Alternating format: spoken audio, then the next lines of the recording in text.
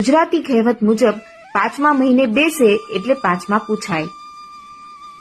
એ કહેવતનું અનુસંધાન છે 5મા મહિને કરાતો ઉપદેશન સંસ્કાર।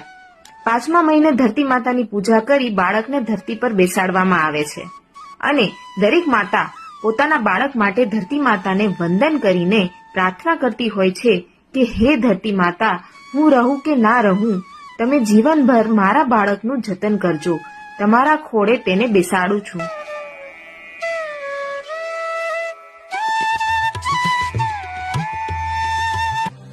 समुद्रवसने देवी पर्वत स्तनमण्डले विष्णुपत्नी नमस्तुभ्यं पादस्पर्श क्षमस्व मे। ગુજરાતી કહેવત